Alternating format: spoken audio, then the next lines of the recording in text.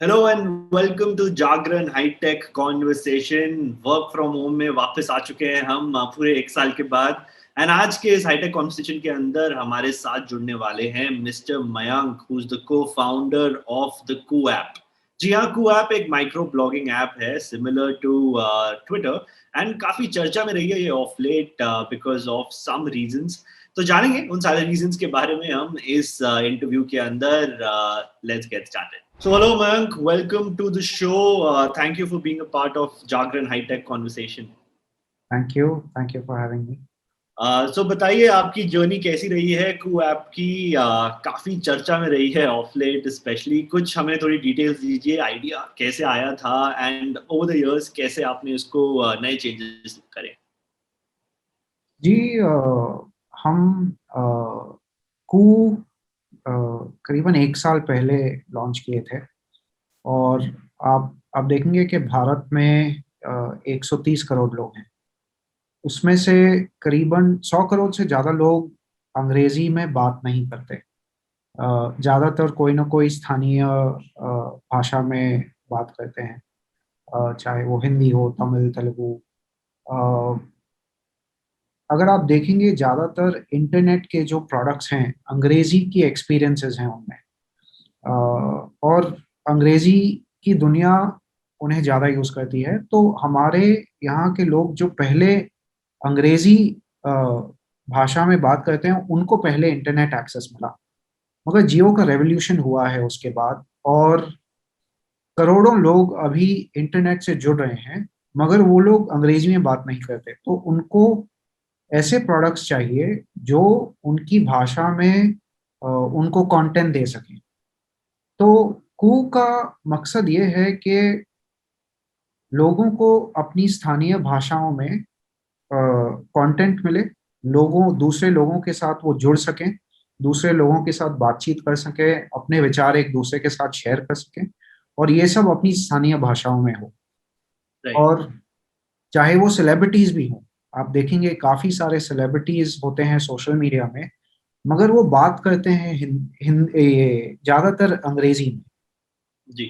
आपने तेंदुलकर जी को कभी मराठी में बात करते हुए नहीं देखा। आपने क्रिकेटर्स को उनकी स्थानीय भाषा में बात करते नहीं देखा। तो ये हम चाहते हैं कि जो लोग पहले अंग्रेजी में कंट्रीब्यूट कर रहे थे इंटरनेट पे, क्या वो अभी अपनी स्थानीय भाषाओं में कंट्रीब्यूट कर सकें। आप राइट। सिंपल एग्जांपल्स हैं, आप देखेंगे बॉलीवुड की पिक्चर बनती है मगर अंग्रेजी में नहीं बनती है। हिंदी में क्यों बन रही है? क्योंकि ज्यादातर अपने देश के लोग हिंदी में बात कर रहे हैं। तमिल की फिल्म इंडस्ट्री तमिल पिक्चर्स बनाती है, अंग्रेजी पिक्चर नहीं बनाती। क्यों? इसीलिए हम चाहते हैं कि ये कनेक्ट, जो एकदम रॉ बेसिक कनेक्ट है, वो हम कैसे कू पर लोगों को दे सकें। तो इसीलिए शुरू किया था एक साल पहले। और आपने पूछा था जर्नी कैसी रही है। हमने जी। सोचा नहीं था कि इतनी जल्दी काफी लोगों को पता चलेगा कू के बारे में। हमने कन्नड़ा से शुरुआत की थी, उसके बाद में हमने हिंदी लॉन्च किया था। तो वहाँ पर काफी सारे लोग जुड़े हैं, कन्नड़ा में, हिंदी में, काफी भाषाओं में। आज तो खैर अभी 7-8 भाषाओं में है कू। काफी लोगों ने हमारा साथ दिया है इस पूरी जर्नी में। कर्नाटका में बहुत प्रोमिनेंट फेसेस बहुत पहले ही जुड़ चुके थे, चाहे वो राइट। मंगल श्रीनाथ हो, अनिल कुंबले जी हो, CM of Karnataka, DCM of Karnataka, commissioner of police, ऐसे काफी सारे कन्नड़ा फिल्म इंडस्ट्री से लोग ज्वाइन किए थे। आई थिंक यहाँ पर सिंपल चीज, आई थिंक सबको यही समझ में आती है कि स्थानीय भाषा में इंटरनेट कभी बनाया नहीं गया था। कू उसको बना रहा है, लोगों की आवाज को एक स्टेज मिल रहा है आज। वो लोग एक दूसरे के साथ कनेक्ट कर सक रहे हैं अपनी भाषा में। यही बड़ी चीज है जी। कुक के बारे में। तो भारतीयों के लिए बनाया हुआ, भारतीयों के द्वारा एक प्लेटफॉर्म, ये कहना सही रहेगा एक लाइन के अंदर अगर हमें डिफाइन करना हो। जी बिल्कुल। जी। अच्छा, तो अभी ऑफ लेट हमने देखा है काफ़ी सारी चर्चा रही है around the new government regulations. Of course जो मेजर्स हैं वेस्ट के, बहुत सारी कंट्रोवर्सी चल रही है अभी। आई एम प्रीटी श्योर आपको इसके बारे में इंफॉर्मेशन है। तो उसमें कू ने एक सबसे पहले जो नई पॉलिसी थी उसको एक्सेप्ट किया था। एंड आपका उस पॉलिसी के बारे में क्या कहना है? एंड क्या आपको लगता है उससे क्या चेंजेस हो सकते हैं हमारे सिस्टम में? जी, जैसे ही आप देखेंगे कि हम हमारी ऑफलाइन वर्ल्ड में कुछ नियमों के हिसाब से जीते हैं। जी। हमें फ्रीडम है, जो भी करना है हम कर सकते हैं। मगर हम ऐसा कुछ करेंगे जो इलीगल है, राइट। तो लॉज ऑफ द लैंड उस पे अप्लाई करते हैं, उस पे लागू होते हैं। ऑनलाइन में ऐसी कई सारी चीजें भी होती है, मगर उस पर कानून आज तक अप्लाई नहीं किया गया है। आप देखेंगे कि 99% लोग इनोसेंट रहते हैं, सोशल मीडिया पर आकर एक दूसरे से जुड़ते हैं, अच्छी बातें करते हैं। आपको 1% ऐसे लोग मिलेंगे जो बेकार में गंद फैलाएंगे, कुछ ऐसा करना चाहते हैं कि दूसरे लोगों को उससे कुछ तकलीफ हो। अभी इन 99% लोगों को हम कैसे सुरक्षित रख सकें? राइट। तो आप रूल्स अगर देखेंगे, रूल्स बहुत सिंपली क्या कह रहे हैं, यूजर इंपॉर्टेंट है। जब हम बात करते हैं मीडिया की और सोशल मीडिया की, इन दोनों में फर्क क्या है? Social media, like the word says, is about the people, लोगों के लिए है और लोगों का है। हाँ जी। राइट? लोगों को सुरक्षित रखना बहुत इंपॉर्टेंट है। तो सोशल मीडिया में जो सेंटर रहता है, कहानी के सेंटर में, वो है यूजर। ये जो भी रूल्स हमारी सरकार बनाई है, यूजर को प्रोटेक्ट करती है। रूल्स में क्या दिया गया है? ग्रीवेंस ऑफिसर रखिए। अगर कोई भी यूजर को कुछ भी तकलीफ हो, तो हाँ वो जी। आपको लिख सके और आप उसका जवाब 36 आवर्स में दे सके। अभी ये यूजर के लिए अच्छी चीज है। हाँ जी। तो क्या इसके लिए हमें कुछ स्टेप्स लेने चाहिए? बिल्कुल लेने चाहिए। अगर कोई यूजर है जो किसी और को तकलीफ दे रहा है, आप उसे मॉडरेट करिए ताकि वो दूसरे लोगों को तकलीफ ना दे सके। अभी क्या ये यूजर्स के लिए अच्छा है? 99% यूजर्स के लिए बिल्कुल अच्छा है। क्या इसे करना चाहिए? बिल्कुल करना चाहिए। तो कू पहली कंपनी है, सोशल मीडिया कंपनी, जिसने ये गाइडलाइंस अच्छी तरह तरह से समझे हैं और डिसाइड किया है कि इन्हें पक्का फॉलो करना चाहिए, क्योंकि ये यूजर के लिए बहुत अच्छी चीज है। जी। तो आपका ये कहना है कि ये जो गाइडलाइंस हैं हमारे सरकार ने जो देश के लिए बनाई है, इससे अल्टीमेटली सोशल मीडिया में एक थोड़ा-सा जो ट्रोल्स होते हैं और जो हेट स्पीच फैलाने वाले लोग होते हैं, उन पे थोड़ा कंट्रोल और बेटर हो सकेगा। बिल्कुल, और यूजर्स को ज्यादा ताकत मिलती है। अगर उनको कुछ भी तकलीफ हो, वो लिख सकते हैं और हम उन्हें टाइमली जवाब दे सकते हैं। देखिए, आप राइट। क्या देखेंगे, कई सारे सोशल मीडिया प्लेटफॉर्म्स में लोग बैन हो जाते हैं। जी। उनके कुछ भी अगर लिखा है वो डिलीट हो जाता है। जी। अभी क्या उनको टारगेट किया जा रहा है? किसी न किसी के दिमाग में रहेगा कि मैंने तो नॉर्मल बात की थी, उसने निकाल दिया, क्या ये प्लेटफॉर्म बायस्ड है? उसे रिड्रेसल मैकेनिज्म मिलना चाहिए कि मुझे इस बात से तकलीफ है, मैं किसी को लिख सकता हूँ। ये गाइडलाइंस वो सब चीजों को इनेबल करती है। तो मेरे राइट। हिसाब से गाइडलाइंस अच्छी चीज है। राइट। तो ये तो बात हुई करंट गाइडलाइंस के बारे में। एक और जो न्यूज़ अभी रिसेंटली हमने सुनी थी, उसकी एक प्रेस रिलीज़ आई थी हमारे पास। कू ने फंडिंग रेज़ करी है। तो हम्म। फंडिंग से आपका आगे पहली बात तो कांग्रेचुलेशंस उस पे। एंड उससे आगे फ्यूचर रोड मैप क्या दिखता है? कैसे आपकी कंपनी के डायनामिक्स इवॉल्व होंगे? एंड कुछ अगर आप फ्यूचर में कुछ इन्वेस्टमेंट्स करना चाहें उस फंडिंग से, तो किस एरिया में होंगी? जी, हम एक्चुअली एक टेक्नोलॉजी कंपनी है जो प्रोडक्ट्स बनाते हैं वर्नाक्युलर यूजर्स के लिए, जो स्थानीय भाषाओं में बात करते हैं। ज्यादातर जो भारतीय 100 करोड़ से ज्यादा जो लोग हैं, उनके लिए हम प्रोडक्ट्स बनाते हैं। तो इसमें सबसे इम्पोर्टेंट चीज होती है टेक्नोलॉजी और प्रोडक्ट। तो हमारी ज्यादा से ज्यादा जो अभी फंडिंग उठाई है, करीबन 200 करोड़ से ज्यादा, वो जाएगी हमारी टेक्नोलॉजी में इन्वेस्टमेंट, प्रोडक्ट में इन्वेस्टमेंट करेंगे। कई सारी मशीन लर्निंग के फीचर्स रहेंगे, कई सारे नए फीचर्स रहेंगे क्रिएटर्स के लिए। अ, करोड़ों क्रिएटर्स हैं हमारी कंट्री में, उनको जी। सबसे अच्छा एक्सपीरियंस कैसे दिया जा सकता है? करोड़ों यूजर्स हैं हमारी कंट्री के लिए, उनको सबसे सीमलेस एक्सपीरियंस कैसे दिया जा सकता है? ऐप पर, वेब पर, तो इसमें काफी सारे इन्वेस्टमेंट लगते हैं, तो राइट, ज्यादातर हमारी इन्वेस्टमेंट उसी में जाएगी। राइट। सो जो एक आत्मनिर्भर मूवमेंट चली थी लास्ट ईयर इंडिया के अंदर, ऑफ कोर्स जो एंटायर बीजेपी कही है या फिर करंट रूलिंग पार्टी की, जो एक made in India, make for India की movement throughout the time रही है, कुछ ऐसी एप्स ने डेफिनेटली उसमें बेनिफिट किया है। एंड आपका जो प्लेटफॉर्म है, it's of course vocal for local, और पूरा जो इंडिया की मूवमेंट है उसको आगे लेके जा रहा है। अगर आप कुछ पीस ऑफ एडवाइस देना चाहे इंडियन एंटरप्रेन्योर्स को, जो कि एक सिमिलर सेट ऑफ उससे आते हैं, कि जो टेक्नोलॉजी है, हमारे पास कमी नहीं है टेक्नोलॉजी की, इतने सारे रिसोर्सेज हैं, India of course is the next future technology hub of the world.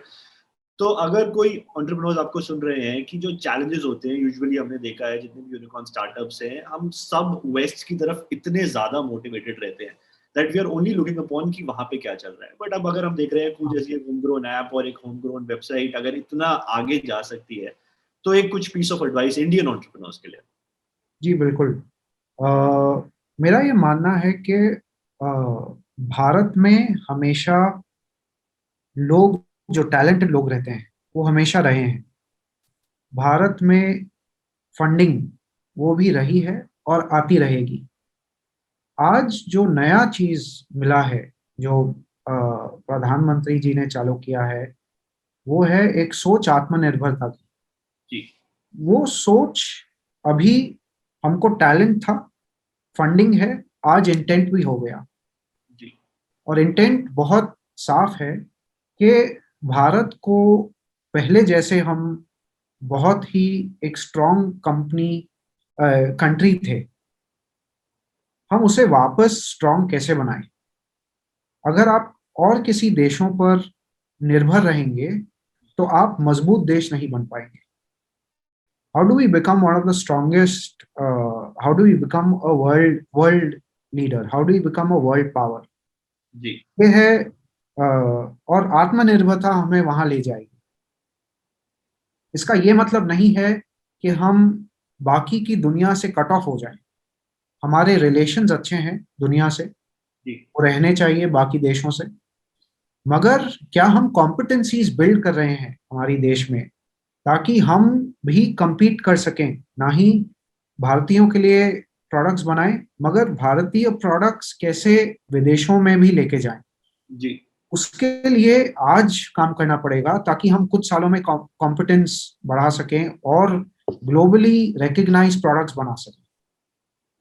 इससे भारत को मजबूती मिलती है। तो जी, अगर आप एक निवेशक हैं, आज आप एंटरप्रेन्योर हैं, कुछ करना चाहते हैं, ये इंटेंट पहले कोई सरकार ने हमें दी नहीं। जी, आज बहुत क्लियरली इंटेंट मिल रहा है। आज आपको देश के लोगों से सपोर्ट मिल रहा है। हमको कितना सपोर्ट मिला है कू के लिए, मैं आपको बता नहीं सकता। जी, सब लोग इतनी अच्छी बातें भेजते हैं हर दिन कि आप ये देश के लिए कर रहे हैं, हम बहुत प्राउड हैं, आपने क्या बनाया है। भारत में बैठ के भारतीयों के लिए ऐसा प्रोडक्ट बनाया है जो आज तक सिर्फ ग्लोबल कंपनीज बनाती थी। तो आपको ऐसा सपोर्ट मिल रहा है। अगर आज आप एंटरप्रेन्योर हैं, निवेशक हैं, आपको इससे ज्यादा क्या चाहिए? सरकार ने आपको बोला है कि आत्मनिर्भर भारत के लिए आप कुछ बनाइए। जी, यूजर्स आपको प्रोत्साहित कर रहे हैं, फंडिंग आ रही है, टैलेंट हमारे पास हमेशा था। आप देखेंगे ग्लोबल कंपनीज ज्यादातर भारतीय लोग चला रहे हैं, चाहे वो सुंदर पिचाई हो, चाहे वो सत्तर नडेला हो। जी, हमारी वर्कफोर्स काफी सारी ग्लोबल कंपनीज को पावर करती है, उनकी इंजीनियरिंग को पावर करती है। हमारे यहाँ आईआईटीज हैं। तो टैलेंट भरा पड़ा है कंट्री में, उसको कैसे चैनलाइज करें? आज जो वक्त आया है, इससे अच्छा वक्त आपको पास्ट में कभी नहीं मिला होगा। जी, तो अगर आप निवेशक हैं, इस अपॉर्चुनिटी का फायदा उठाइए। सब जगह आपको दिखेंगे कि कुछ न कुछ टूटा हुआ है, कुछ बेहतर बनाया जा सकता है। उन अपॉर्चुनिटीज को देखिए, उनको परखिए, अच्छा बिजनेस प्लान बनाइए। बहुत सारे लोग हैं जो आपके सपनों को फंड करने तैयार हैं। जी। ऑलराइट मयंक, काफी इंटरेस्टिंग चैट रही है ये। थैंक यू सो मच, आपने हमको काफी इंफॉर्मेशन दी कू के बारे में। जाने से पहले एक लास्ट क्वेश्चन मेरा आपके लिए पर्सनली। वेल, आपकी जर्नी भी अगर देखी जाए तो आप तो स्टार्टअप वर्ल्ड के ऑलमोस्ट एक खुद के यूनिकॉर्न रहे हैं। मैं अपनी थोड़ी रिसर्च कर रहा था तो मैंने आपकी लिंक्डइन पे और थोड़े और सोर्सेज पे रिसर्च करी। सो टैक्सी फॉर श्योर, एंड उसके बाद अभी कू एंड बीच में भी काफी सारी कंपनी से आप जुड़े रहे हैं as an investor, as an advisor, as an consultant. तो कुछ जरा उस तरफ भी हमको इंफॉर्मेशन दीजिए कि आप अपने पर्सनल स्पेस के अंदर कैसे ग्रो करते हैं एंड आपकी जर्नी कैसी रही है पर्सनली। टैक्सी फॉर श्योर मेरे को फाउंडर ने शुरू किया था। मैं कुछ और स्टार्टअप से जुड़ा था पहले, रेड बस, तो मुझे करीबन 14 साल हो गए स्टार्टअप चलाते हुए। मुझे क्रिएशन बहुत पसंद है, कुछ भी शुरुआत से बनाना बहुत पसंद है। जी तो मैं हमेशा इसी प्रोसेस में जुड़ा रहा हूँ पिछले 14 सालों से। एक बहुत ही फुलफिलिंग प्रोसेस रहता है, क्योंकि आप आपके जो दिमाग में है जी वो आप इंटरनेट पर बना सकते हैं। इंटरनेट ने हमें डेमोक्रेसी दी है। अगर आपके दिमाग में कुछ भी है तो आप इंटरनेट पे शुरू शुरू कर सकते हैं। हमारे पहले जनरेशन से जिसके पास इंटरनेट नहीं था, उनको करोड़ों रुपए लगते थे कुछ शुरुआत करने में। फैक्ट्री डालनी है, करोड़ों रुपए लो, बैंक से पैसे लो, तो बहुत सारी डिपेंडेंसीज थी। आज वो नहीं है। जी तो ऐसे समय में हम कुछ ना कुछ बना सकते हैं और कुछ ना कुछ डेमोक्रेटाइज कर सकते हैं। तो आप देखेंगे कि मेरे सभी जो स्टार्टअप्स रहे हैं वो डेमोक्रेटाइजेशन पर बने हैं। मतलब लोगों को पावर दीजिए। चाहे वो रेडबस था शुरुआत के दिनों में, जहां हमने लोगों को पावर दिया कि वो बस टिकट ऑनलाइन बुक कर सकते हैं, किसी का भी बस शेड्यूल देख सकते हैं, सीट सेलेक्ट कर सकते हैं। दूसरी कंपनी रही थी मीडिया एंड, डेमोक्रेटाइज किया एडवर्टाइजिंग इंफॉर्मेशन। जागरण में एडवर्टाइज करना है, टाइम्स ऑफ इंडिया में एडवर्टाइज करना है, सिनेमा में एडवर्टाइज करना है, वो सब इंफॉर्मेशन आपको एक जगह मिलती है। जी बाकी की कंपनी थी टैक्सी फॉर श्योर में थोड़ा मदद किया था। वहीं पे मुझे मेरे को फाउंडर भी मिले। उस कंपनी ने डेमोक्रेटाइज किया था कि कोई भी कभी भी टैक्सी बुक कर सकता है। जी गुड बॉक्स जो अगली कंपनी थी, उसने डेमोक्रेटाइज किया कि दूर पूरे निवेशक, भारत के 6 करोड़ से ज्यादा निवेशक हैं, उनको मोबाइल प्लेटफॉर्म, ऐप प्लेटफॉर्म, बिना एक मोबाइल ऐप, खुद के बनाए हुए मोबाइल ऐप से और एक एक 1% कॉस्ट में जी आपको एक मोबाइल प्रेजेंस मिल सकता है। वोकल जो हमारी पहली प्रोडक्ट है हमारी कंपनी की, उसने डेमोक्रेटाइज किया कि आप अपने साथ, सब लोगों के साथ ज्ञान शेयर कर सकते हैं क्वेश्चन जी आंसर फॉर्मेट में। हु डेमोक्रेटाइज कर रहा है आपकी आवाज। जी आपको एक मंच दे रहे हैं, आपकी आवाज को एक मंच दे रहे हैं, आप सबके साथ बात कर सकते हैं। तो आप देखेंगे पूरी जर्नी रही है डेमोक्रेटाइजेशन के बारे में। तो मुझे यही बहुत पसंद है। और मेरी जो प्रोफेशनल जर्नी रही है वो बहुत फुलफिलिंग रही है। जी काफी सारे लोग काम करते हैं ये सोचकर, और मैंने कई सारे लोगों को देखा है जो स्पेशली ये वाली पीढ़ी जो स्टार्टअप में आती है सोच के कि पैसे बनेंगे, जी बहुत पैसे कमाएंगे। मगर वो गलत विचार है। विचार ऐसा रहना चाहिए कि आपको मजा आ रहा है काम में, कुछ बनाने की इच्छा है, और वो आप इनेबल कर सकते हैं आज इंटरनेट पे, तो उसमें मजा आता है। और आप एक ना एक दिन जरूर पैसा बनेगा, मगर उसी के बारे में सोचकर आप काम शुरू करेंगे तो आपको कहाँ ना कहाँ दिक्कतें होंगी, क्योंकि ये जर्नी बहुत मुश्किल वाली जर्नी है एग्जैक्ट और ये बहुत सेल्फिश जर्नी रहती है। आप अपने लिए ये सब कर रहे हैं, मगर आपके परिवार वालों को बहुत तकलीफ होती है, जी क्योंकि कई बार पैसे नहीं होते। आप 20-20 घंटे काम कर रहे हैं, उनके साथ आप वक्त नहीं गुजार सकते। तो जर्नी थोड़ी ऊपर नीचे रहती है, मगर ओवरऑल बहुत सेटिस्फाइंग चीज रहती है। एग्जैक्टली एंड सारे अगर आपके कंपनीज को देखा जाए तो कहीं ना कहीं पे इंडिया को आपने बहुत पहले से ही एक प्रमोट किया है कि अगर आप जैसे बस बुकिंग हो या फिर अभी कू हो तो the end goal has always been empowering yes. Indians. Alright Mayank, thank you so much for joining in. काफी अच्छा लगा आज आपसे चैट करके, काफी इंसाइटफुल था। And wishing you guys all the best. Congratulations on the round of funding. Thank you so much. Thanks a lot, thanks a lot.